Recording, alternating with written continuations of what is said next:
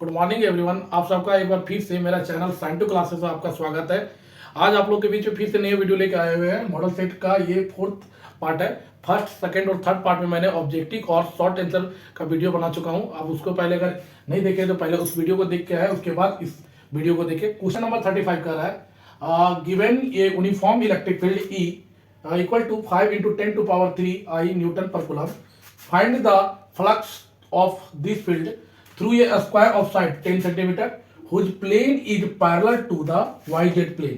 ये क्वेश्चन का first part है। यहाँ पे फ्लक्स निकालने बोला है जब प्लेन पैरेलल होता है yz प्लेन का। इस क्वेश्चन का सेकंड पार्ट है, what would be the flux through the same square. Square same दिया मतलब साइड 10 सेंटीमीटर हो जाएगा। If the plane makes an angle of 30 degree with the x axis. तो फर्स्ट पार्ट पहले सॉल्व करते हैं, उसके बाद सेकंड पार्ट सॉल्व करेंगे। तो फर्स्ट पार्ट में पहले गिवन लिखेंगे। गिवन यहाँ पे इलेक्ट्रिक फील्ड का वैल्यू है, तो इलेक्ट्रिक फील्ड का वैल्यू दिया हुआ है 5 × 10⁻³ I न्यूटन पर कूलम। और सेकंड में दिया हुआ है साइड स्क्वायर का कितना दिया हुआ है 10 सेंटीमीटर। साइड दिया हुआ है कितना 10 सेंटीमीटर। इसे मीटर में चेंज करेंगे तो 10 × 10 का पावर कितना हो जाएगा -2 मीटर। अब इसका एरिया कितना होता है, स्क्वायर का एरिया निकालना पड़ेगा क्योंकि फ्लक्स में हमें जरूरत है एरिया वेक्टर का। तो एरिया ऑफ स्क्वायर हो जाएगा, area of square is equal to side का स्क्वायर होता है। आप लोगों को पता होगा मुझे का स्क्वायर इसको बोलते हैं साइड का स्क्वायर। यहाँ पे साइड दिया 10 × 10⁻²। यहाँ पे मीटर का होल स्क्वायर करेंगे तो 10 का स्क्वायर आएगा 100 और 10 का पावर -2 को 2 से मल्टीप्लाई करेंगे तो 10 का पावर कितना हो जाएगा -4 मीटर स्क्वायर। इसको सॉल्व करेंगे तो 1 × 10⁻³ कितना आ जाएगा -2 मीटर का स्क्वायर। अब यहाँ ध्यान दे, फर्स्ट पार्ट में बोला है प्लेन पैरेलल है yz प्लेन का। जब भी पैरेलल होता है तो एंगल कितना डिग्री हो जाएगा 0 डिग्री।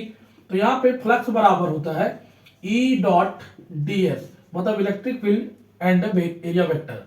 जब डॉट हटाएंगे दोस्तों तो हमेशा आता है cos थीटा। तो ES cos थीटा, E का वैल्यू दिया हुआ है दोस्तों 5 × 10⁻³ और यहाँ एरिया का वैल्यू दिया हुआ है 1 × 10⁻²। और cos थीटा, थीटा का वैल्यू 0 डिग्री है तो यहाँ पे लिखेंगे cos 0 डिग्री।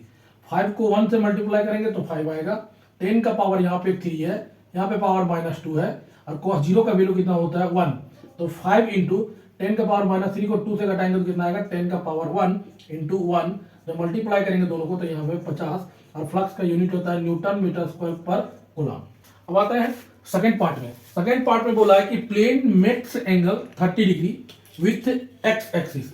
एक्स एक्सिस के साथ प्लेन कितना एंगल बना रहा है 30 डिग्री। तो परपेंडिकुलर वाला प्लेन उसके साथ कितना बनाएगा 60 डिग्री, कि वो दोनों को ऐड करेंगे तो 90 आ जाएगा। 90 को परपेंडिकुलर बोला जाता है। तो यहाँ पे जो थीटा यूज होगा 60 डिग्री यूज होगा। वापस सेम फॉर्मूला, फाई बराबर क्या हो जाएगा ES cos थीटा। E का वैल्यू कितना दिया हुआ है दोस्तों 5 × 10 का पावर 3 और जो एरिया दिया हुआ है 1 × 10 का पावर -2 और थीटा का वैल्यू दिया है 60 तो cos 60। इधर सोल्यूशन करेंगे 5 × 1 तो 5, 10 का पावर 3 में से 2 घटेगा 3 -2 इंटू cos 60 का वैल्यू होता है दोस्तों 1/2। यहाँ पे कैंसिल आउट करेंगे तो 2.5 से कट जाएगा तो 2.5 और 10 का पावर 3 में से 2 घटाएंगे तो 10 आएगा। तो 2.5 को 10 से मल्टीप्लाई करेंगे तो 25 और यहाँ पे इसका यूनिट होता है प्लस का न्यूटन मीटर स्क्वायर पर कूलम। तो जो फर्स्ट पार्ट है 35 क्वेश्चन का फर्स्ट पार्ट का आंसर होगा 50 न्यूटन मीटर स्क्वायर पर कूलम और सेकंड पार्ट है जो जिसका आंसर आएगा 25 न्यूटन मीटर स्क्वायर पर कूलम। अब अगले क्वेश्चन 36 पे आते हैं। Derive an expression for the force acting on a current carrying conductor placed in a uniform magnetic field।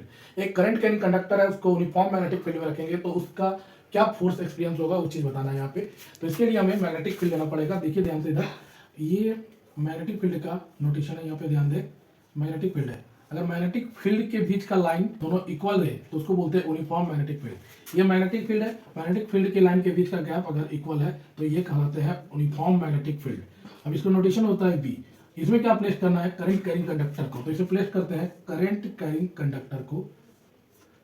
एक करंट कैरिंग कंडक्टर को प्लेस किया है जिसका क्रॉस सेक्शनल एरिया, कंडक्टर का नाम दे देते हैं PQ, cross sectional area A और इस कंडक्टर का लेंथ दिया हुआ है L और यहाँ पे करंट कैरी कर रहा है कंडक्टर फ्रॉम P से Q की तरफ। और अगर करंट उधर जा रहा है तो इलेक्ट्रॉन नीचे की तरफ जाएगी। तो इलेक्ट्रॉन जो वेलोसिटी से मूव करता है उसको बोला जाता है ड्रिफ्ट वेलोसिटी। ये भी ऑब्जेक्टिव क्वेश्चन में आता है। इलेक्ट्रॉन जिस वेलोसिटी से मूव करता है उसे ड्रिफ्ट वेलोसिटी डिनोट करते हैं VD से। और ये कंडक्टर मैग्नेटिक फील्ड के साथ थीटा एंगल लिखा हुआ है। ये सारे चीज का लिखा हुआ है यहाँ पे। Consider a conductor PQ of length L। Consider a conductor PQ of length L cross sectional area A having n free electron per unit volume. मतलब एक कंडक्टर है, इसे कंडक्टर मानते हैं, कंडक्टर का लेंथ L दिया हुआ है, क्रॉस सेक्शनल एरिया A है और इसे मानते हैं 1 यूनिट वॉल्यूम, इसमें n number of free electron है।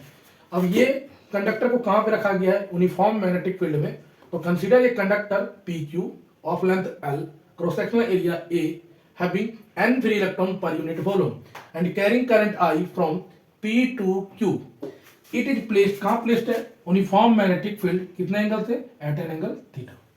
तो आगे चलते हैं, तो यहां पे ध्यान दें, let n number of free electron per unit volume, n को माना गया है number of free electron per unit, मतलब एक यूनिट वॉल्यूम में एन नंबर ऑफ इलेक्ट्रॉन है। वॉल्यूम ऑफ कंडक्टर क्या हो जाएगा? वॉल्यूम ऑफ कंडक्टर, ध्यान दें इधर, वॉल्यूम का यूनिट क्या होता है? Metre cube. वॉल्यूम को हम कैसे ला सकते हैं? एरिया, एरिया की यूनिट मीटर स्क्वायर और लेंथ से मल्टीप्लाई कर देंगे, तो एरिया इंटू लेंथ क्या कहलाता है? वॉल्यूम। तो वॉल्यूम ऑफ कंडक्टर यहाँ पे हो जाएगा ए इंटू एल। अब ध्यान दें इधर, इस कंडक्टर का वॉल्यूम है ए एल। अगर एक यूनिट वॉल्यूम में एन इलेक्ट्रॉन है तो टोटल इलेक्ट्रॉन कितना होगा? N a l. एक यूनिट वॉल्यूम में एन इलेक्ट्रॉन है तो टोटल इलेक्ट्रॉन कितना हो जाएगा? N a l. तो total number of free electron बराबर क्या हो जाएगा? N a l. तो टोटल चार्ज कंडक्टर में कितना हो जाएगा? टोटल चार्ज इस कंडक्टर, तो क्वांटाइजेशन ऑफ चार्ज में पढ़ेंगे Q बराबर एन ई। तो यहाँ पे n दिया हुआ है एन ए एल, ये नंबर ऑफ इलेक्ट्रॉन है। अब इसको चार्ज में मल्टीप्लाई करने के लिए इलेक्ट्रॉन से मल्टीप्लाई करते हैं, तो Q बराबर हो जाएगा n a l e. Force acting on ये charge particle, magnetic force acting on ये चार्ज पार्टिकल। तो ध्यान दें दोस्तों, यहाँ पे आप एक फॉर्मूला पढ़ेंगे मैग्नेटिक फोर्स का, Fm बराबर Q V B sine theta. तो यहाँ पे कौन सा वेलोसिटी यूज करना है? ड्रिफ्ट वेलोसिटी, इसलिए VD लिखेंगे यहाँ पे और Q का वैल्यू यहाँ पुट कर दो। Fm बराबर Q का वैल्यू दिया हुआ है N A L E V D B sine theta. अब ध्यान दें दोस्तों, इसे अरेंज करते हैं तो Fm बराबर निकल के आता है N E A V D, L बचा हुआ है, B बचा हुआ है, sine theta. Put n e A v d बराबर आई। अपने करंट वाला चैप्टर में इसका डेरिवेशन किया हुआ है, इसे बोलते हैं इलेक्ट्रिक करंट और ड्यूटी वेलोसिटी के बीच का रिलेशन। आई को पुट करेंगे तो एफ एम बराबर I L B sine theta, और साइन थीटा जब भी हटता है तो क्रॉस आता है, तो एफ एम बराबर क्या हो जाएगा? I L cross cross, sine theta हटाएंगे तो क्रॉस आ जाएगा और ये हो जाएगा एल क्रॉस बी। तो जो मैग्नेटिक फोर्स का एक्सप्रेशन आएगा आई एल क्रॉस बी। अब आता है क्वेश्चन नंबर 37 में। 37 नंबर क्वेश्चन कर रहा है compare ferromagnetic material, paramagnetic material and diamagnetic material. इसे डिफरेंस भी समझ सकते हैं या तो कंपेयर भी समझ सकते हैं। तो तीनों मटेरियल के बीच में कंपेयर करना है, फेरोमैग्नेटिक, पारामैग्नेटिक, डायमैग्नेटिक। तो यहाँ पे लिखे हुए डायमैग्नेटिक, पारामैग्नेटिक, फेरोमैग्नेटिक। डायमैग्नेटिक मटेरियल कैसा? वैसा मटेरियल जो स्लाइटली मैग्नेटाइज होगा, मैग्नेटाइज मतलब मैग्नेटिक का गुण आना, वैसा मैग्नेटिक मटेरियल जो स्लाइटली मैग्नेटाइज होगा लेकिन डायरेक्शन क्या होगा? अपोजिट। यहाँ पर भी स्लाइटली मैग्नेटाइज होगा लेकिन डायरेक्शन क्या हो जाएगा? सेम। यहाँ पे स्ट्रांगली मैग्नेटाइज होगा लेकिन इसमें डायरेक्शन क्या होगा? सेम। यहाँ पे स्लाइटली मैग्नेटाइज अपोजिट डायरेक्शन, यहाँ पे स्लाइटली मैग्नेटाइज सेम डायरेक्शन, यहाँ पे strongly magnetize same direction. Slightly magnetize मतलब धीरे धीरे, स्लाइटली मैग्नेटाइज मतलब धीरे धीरे, और स्ट्रांगली मैग्नेटाइज मतलब तुरंत मैग्नेटाइज हो जाए। तो those material which can slightly magnetize in the opposite direction of applied magnetic field, those material which can slightly magnetize in the same direction of applied magnetic field, those material which can strongly magnetize in the same direction of magnetic field is called ferromagnetic material। यहाँ पे example diamagnetic लेते हैं, Ag, Au, Cu, Zn, और यहाँ पे example लेंगे तो aluminium, Pt, arsenic, Pb, EDC, और यहाँ पे एग्जांपल लेंगे तो Fe, CO, Ni और Fe2O3। डायमैग्नेटिक मटेरियल का मैग्नेटिक ससेप्टिबिलिटी क्या होता है? नेगेटिव होता है। तो ये आप लोग का ऑब्जेक्टिव क्वेश्चन में भी आया हुआ मॉडल सेट का कि कौन सा मटेरियल का मैग्नेटिक ससेप्टिबिलिटी नेगेटिव होता है। तो डायमैग्नेटिक मटेरियल का मैग्नेटिक ससेप्टिबिलिटी नेगेटिव होता है। पारामैग्नेटिक मटेरियल का मैग्नेटिक ससेप्टिबिलिटी पॉजिटिव होता है। फेरोमैग्नेटिक मटेरियल का मैग्नेटिक ससेप्टिबिलिटी पॉजिटिव होता है लेकिन बहुत ज्यादा हाई होता है। यहाँ पे आते हैं, relative permeability is positive but less than 1।